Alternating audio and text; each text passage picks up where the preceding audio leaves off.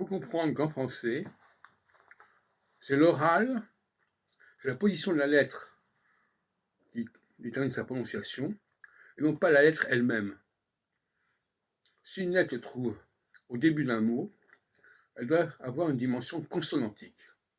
Et si une lettre se trouve à la fin d'un mot, c'est la dimension vocalique qui doit l'emporter.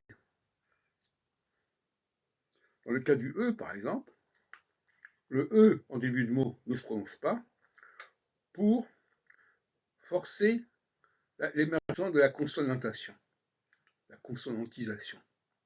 Et en fin de mot, au contraire, le E doit se prononcer lourdement pour marquer une dimension vocalique. De la même façon, par exemple, j'ai dit beaucoup, le P de beaucoup ne se prononce pas, parce que le P est en position vocalique. Les pluriels en S en français, qui sont multiples, ne se prononcent jamais parce que le S est en position vocalique et qu'il serait adopté une tonalité consonantique. Voilà la règle que je pose, une sorte de relativisme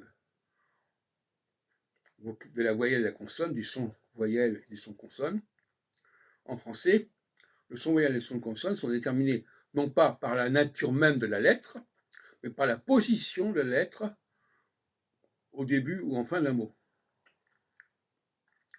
Donc, quand une lettre se trouve en début de mot, il faut, dans la mesure du possible, que ce soit une dominante consonantique qui l'emporte.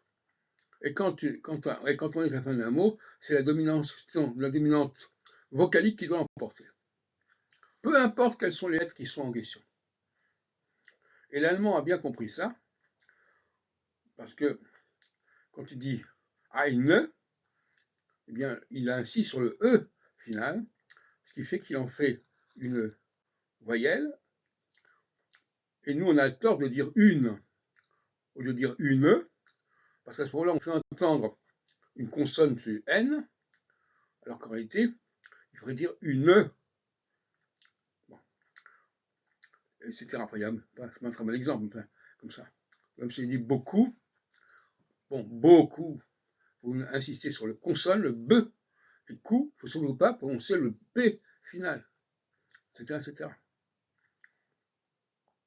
Il faut se débrouiller chaque fois pour que, en début de quelque chose, on soit dans une sonorité puissamment consonantique, et qu'en fin de quelque chose, on soit dans une tonalité puissamment vocalique.